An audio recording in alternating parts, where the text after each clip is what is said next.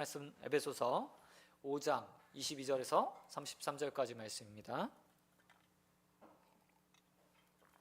에베소서 5장 22절에서 33절까지 말씀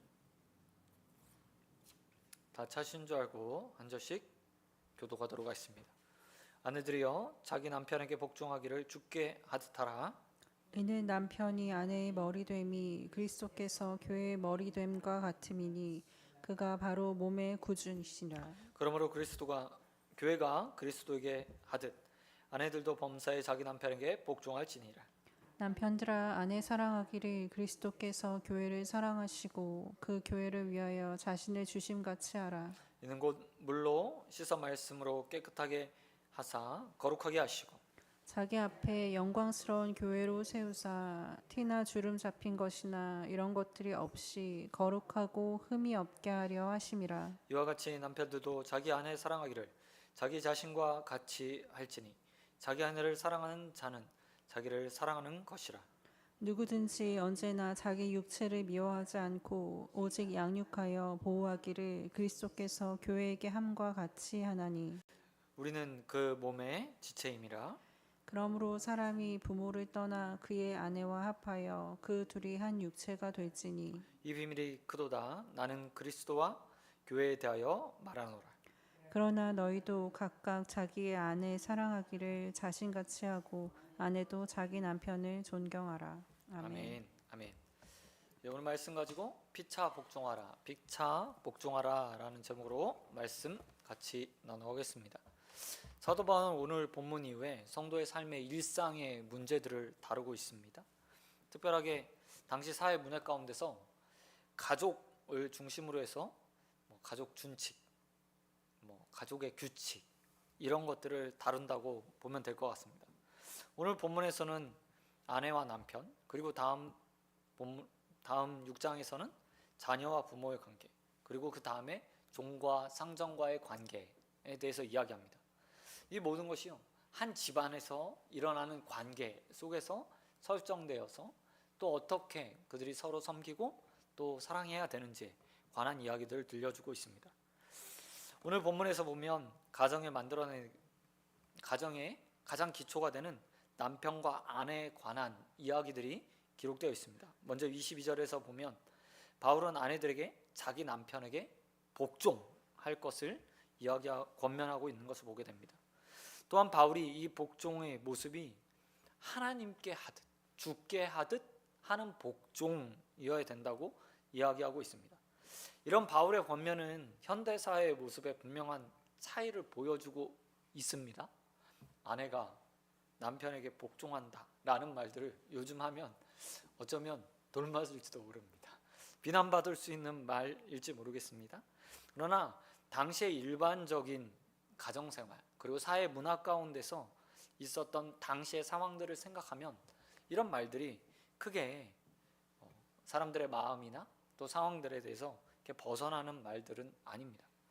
우선 바울은 아내에게 남편에게 복종할 것을 이야기합니다. 그리고 그 이유에 대해서 23절에 기록하고 있습니다. 바울은 남편이 아내의 머리가 된다 라고 이야기하며 그리스도께서 교회의 머리이신 것처럼 아내들도 남편을 머리로 삼고 그 가운데 복종해야 된다라고 이야기하고 있습니다. 가정에서 남편이 아내의 관계 속에서 이 말은 높다, 누가 낫다 이렇게 말하는 게 아닙니다. 그냥 질서, 제도를 이야기하는 거죠. 간혹 이 말씀을 보면서 머리됨 이것이 높고 낮음을 말하는 것처럼 이야기하고 오해할 때가 있습니다. 그러나 머리됨이라는 말은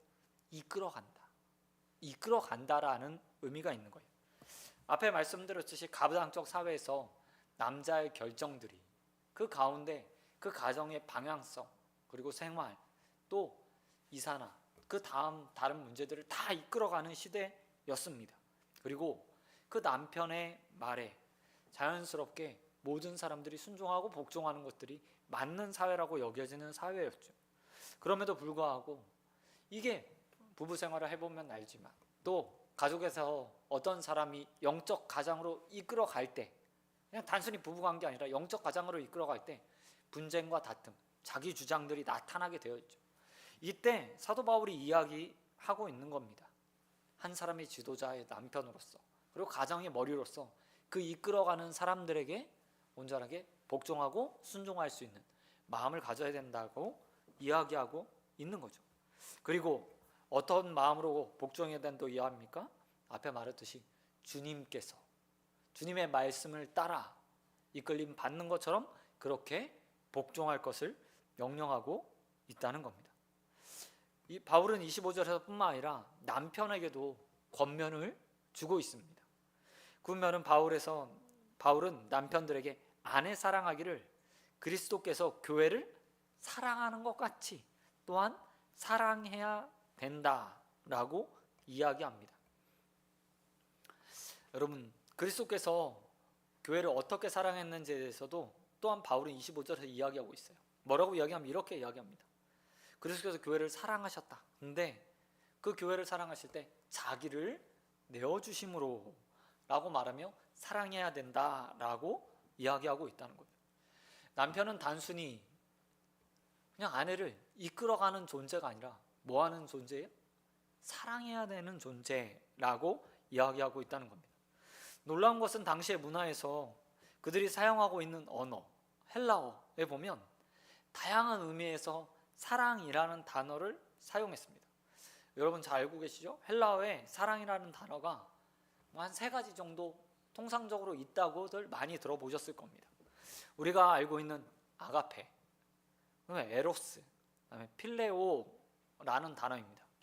이 단어들은 대상에 따라서 그 사랑의 표현이 다른 거예요.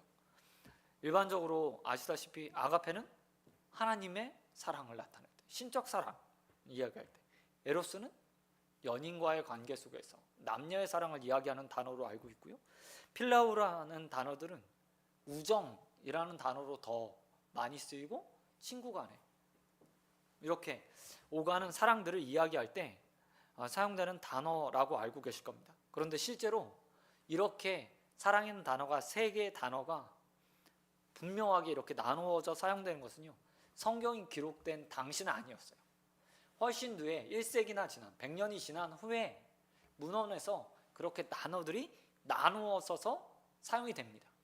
그러니까 아가페, 예수님 당시에는 아가페나 필레오나 그냥 에로스나 거의 비슷한 사랑이라는 단어로 그냥 통용돼서 사용되었던 단어입니다. 그런데 이 단어들에요, 한 가지 중요한 의미가 담겨 있어요. 당시의 사람들이 사랑이라고 말했을 때 그 가운데는 반드시 희생, 자기 목숨을 내어줌이라는 의미가 함께 포함되어 있었다고 합니다. 그리고 오늘 사도 바울이 그런 의미에서 남편들에게 권면하고 있는 거예요. 너희 아내를 사랑하는데 어떻게? 그리스도께서 너희 위해, 교회를 위해 자신을 내어주신 것처럼 너도 아내를 사랑하는 데 있어서 희생, 내어줌, 자기 목숨을 내어줄 만한 그런 사랑의 모습을 보여야 한다라고 이야기하고 있다는 거죠. 또한 바울은 남편들에게 이런 사랑의 모습이 그렇게 그리스도께서 교회를 사랑하셔서 자기를 십자가에 내어주신 그냥 사랑, 희생 그 정도 아니라 목숨까지 내어줄 수 있는 사랑이어야 된다고 분명하게 이야기하고 있다는 겁니다. 근데 놀랍게도 앞에 말했듯이요, 당시의 사람들이 다 사랑은 희생이 필요하다라고 스스로 생각하고 그런 단어를 사용했다는 거예요. 하지만 그건 말뿐인 사랑이었던 거죠. 말뿐인 사랑. 실제로 헬라 문화권, 사도 바울이 전도 여행을 다녔던 헬라 문화권, 그리고 로마의 속국이었던 그 나라들을 보면요, 다 향락, 성을 향락이나 또 자신의 정욕을 채우는 도구 정도로 생각했습니다. 순결이라는 말이요, 무색한 시대를 살고 있었어요. 뿐만 아니라 남성들은 가부장적 우월적인 지위들을 가지고 자기 아내뿐만 아니라 처벌두기도 하고 아니면 자유로운 성생활을 하면서 지내는 것, 이것들이요 당시 문화였다는 거예요. 그런 상황 속에서 사도 바울이 남편들에게 이야기하는 겁니다. 아니, 그게 사랑이 아니고 너희들이 말하는 것 같이 아내를 향해서 전적으로 너를 희생하며 사랑하는 것이 진정한 사랑이다 라고 말하고 있다는 거죠. 뿐만 아니라 그렇게 사랑하는데 그냥 사랑하는 것이나 어떻게 사랑해야 된다고 이야기하냐면 사도 바울이 이렇게 말하고 있습니다. 마치 네가 너 자신을 사랑하는 것 같이 사랑해야 된다라고 이야기하고 있다는 거죠. 여러분, 누구나 다 자신의 자기 애라는 것들을 가지고 있어요. 자기 애. 누구나 자기 자신을 가장 소중하게 생각해요. 그리고 사도 바울은 남편들에게 그렇게 말하고 있어요. 너도 너 자신을 사랑하는 것처럼 너희 아내를 사랑해야 된다라고 이야기하고 있다는 겁니다. 사도 바울이 이렇게 서로에 대해서 권면을 하잖아요. 그런데 이 권면을 보면 그냥 일방적이지 않다는 것을 우리는 알 수 있습니다. 아내에게는 무조건 복종을 이야기하는 것처럼 보이고, 또 남편에게는 아내 사랑해, 너 사랑하는 것처럼 아내도 사랑해 라고 이야기하는 것처럼 보여요. 그러나 이 두 단어, 복종과 사랑이라는 단어는요, 사실 어떻게 보면 같은 단어라고 말할 수 있어요. 이 처음에 복종 그리고 사랑이라고 했던 그 말을 나중에 33절에서 사도 바울이 이렇게 바꾸어 표현합니다. 그러나 너희도 각각 자기 아내 사랑하기를 자신과 같이 하고 라고 하면 사랑을 표현하는데, 아내는 자기 남편을 뭐 하라고 하냐면 존경, 복종 대신에 존경이라는 단어로 바꾸어 이야기하고 있어요. 사도 바울이 보기에 복종하는 것과 존경하는 것 그리고 사랑하는 것, 이 세 단어가요 다 똑같은 단어로 보고 있었다는 거예요. 그리고 에베소서 5장 21절에서 이 말을 이렇게 표현하고 있습니다. 그리스도를 경외함으로 피차 복종하는 자가 되라. 사랑 안에서 서로 복종하는 인생이 되어라 라고 이야기하고 있다는 거죠. 그러나 이런 관계들은 단순히 남편과 아내의 관계에서만 이루어지는 것들이 아니라고 저는 생각합니다. 요즘 이 시대는 전혀 다른 시대가 되었죠. 과거처럼 가족의 구성원들이 그냥 남편과 아내가 만나서 한 가정을 이루는 게 아니라 이제는 서로 다른 가정, 서로 다른 배경이 있는 사람들이요 함께 동거하며 가족을 이루면서 살기도 해요. 이럴 때 어떤 사람은 영적인 가장으로, 때로는 또 이 과거의 남편과 같은 역할들을 하는 머리가 되는 사람들도 있고요. 또 그 안에 아내처럼 복종하고 또 순종하고 사랑을 받는 존재로 있는 사람들도 있는 거예요. 그리고 이런 사람들이 가족 구성원이 돼서 하나의 가정을 이루어가며 사는 사회가 되었어요. 그리고 이 가정의 성립을 위해서, 그리고 온전한 평화를 위해서, 그리고 그 가운데 하나님께서 만들어주신 가정의 원칙과 원리가 두어지는 가정에서 서로 누군가는 복종하고 누군가는 사랑으로 감싸주는 그런 관계들이 이루어질 때 온전한 하나님께서 원하시는 가정들이 이루어지고 만들어질 수 있다는 사실을 또 보여주고 있다는 겁니다. 뿐만 아니라 사도 바울이 이렇게 가정의 이야기를 하면서 그 모델을 어디에다 두고 있는지 우리는 좀 볼 필요가 있습니다. 사도 바울이 본문에서 가장 많이 이야기하는 건 뭐냐면 바로 그리스도라는 거예요. 그리스도요. 누군가에게 복종을 할 때 죽게 하듯, 그리고 누군가를 사랑할 때 어떻게 해요? 주님께서 교회에게 그렇게 하셨던 것처럼 라고 말하면서 모든 모델을요 우리의 삶에 그리스도의 모습으로 그렇게 삼고 살아가라고 이야기하고 있다는 거죠. 여러분, 가정이 온전해지기 위해서 누구나 다 남편과 아내 관계뿐만 아니라 가정의 모든 관계들이요 다 누구를 모델로 봐야 돼요? 주님을 모델로 보는 거예요. 주님이 마치 교회를 위해서 자신을 희생했던 것처럼 또 말씀을 주시고 권위로 우리를 이끌어 가시는 것처럼 생각하고 복종하고 또 따르고 순종하고 또 사랑하는 그런 관계들을 만들어 갈 때 온전하게 가정이 이루어진다는 겁니다. 뿐만 아니라 또 한 가지 사도 바울이 이렇게 말하고 있습니다. 그냥 단순히 그리스도만 모델로 삼으면 되는가? 아니다 라고 이야기해요. 27절 말씀을 보시기 바랍니다. 27절에 보면 사도 바울이 성도들 향해서 이렇게 말하고 있어요. 자기 앞에 영광스러운 교회로 세우사 티나 주름 잡힌 것이나 이런 것들이 없이 거룩하고 흠이 없게 하려 하심이라 라고 말하면서 성도 개인 특별히 남자들에게 이야기했는데 개인 모두에게 어떻게 하냐면 흠없고 거룩하게 만들어 주셨으니 새 사람을 입은 사람으로서 그것들을 행하게 전심적 해야 됨을 분명하게 보여주고 있다는 거죠. 여러분, 우리는요 과거의 삶에서 벗어나서 새 사람이 된 사람들입니다. 옛 사람을 벗어버리고 새 사람이 된 사람들이에요. 그리고 새로운 말씀 안에서 우리의 삶을 바꿔가는 사람들이에요. 특별히 과거에 이 말씀을 받았던 사람들의 삶을 한번 생각해 보시기 바랍니다. 가부장적 사회에서 마음껏 군림하던 남자들에게 사도 바울이 이렇게 얘기했어요. 너의 아내만 사랑해. 주님께서 이야기하는 것처럼 주님께서 너희에게 그렇게 하셨던 것처럼 온전하게 아내에게 희생하고 너 사랑하는 것처럼 아내만 사랑하면서 살아 라고 말하고 있어요.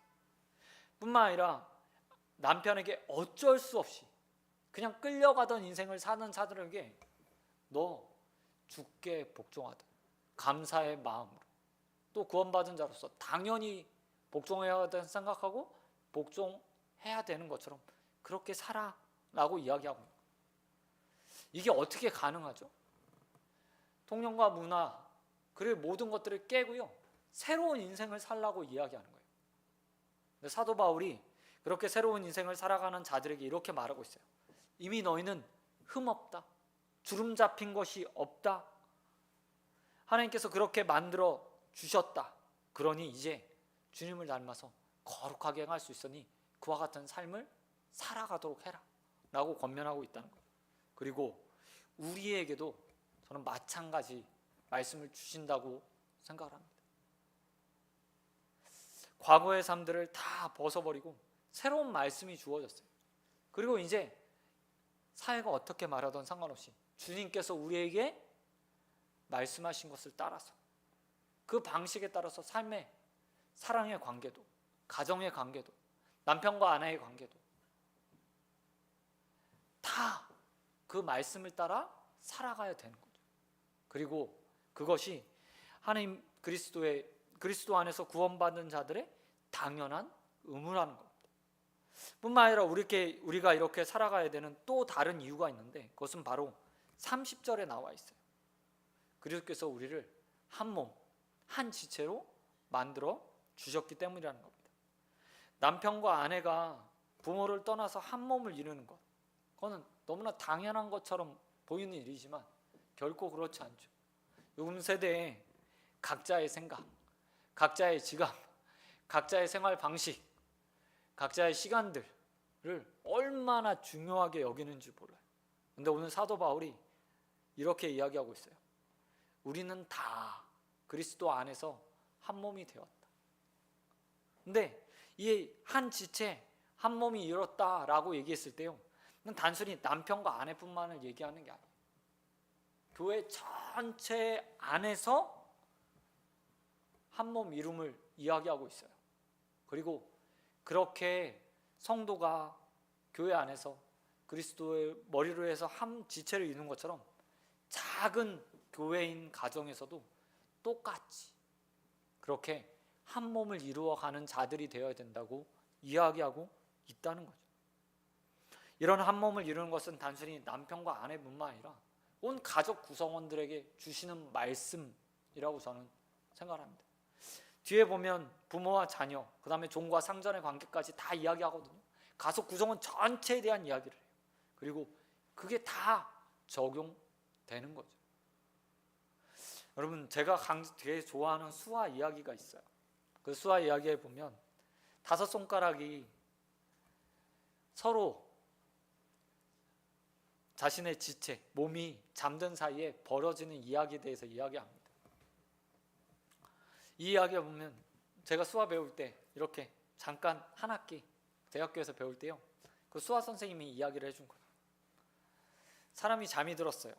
근데 5손가락이요 끼어서 서로 누가 더 귀한가를 대해서 이야기했대요. 첫 번째 손가락이 이야기했답니다. 내가 제일 크고 내가 항상 넘버원을 가르치니까 내가 제일 귀해 라고 이야기했대요. 두 번째 손가락이 그 이야기를 듣다가 갑자기 이렇게 얘기했답니다. 너 지시할 수 있어? 나는 지시하는 손가락이잖아. 누구 가르치는 손가락이잖아. 그러니까 내가 지시하니까 내가 제일 귀한 존재야. 그랬더니 중지가 일어나서 이야기했대요. 야, 키도 작은 것들이 어디서 나대는 거야? 내가 제일 커. 그러니 내가 제일 귀하지. 그랬더니 약재가 뭐라고 얘기했을게요? 니네 반지 껴봤어?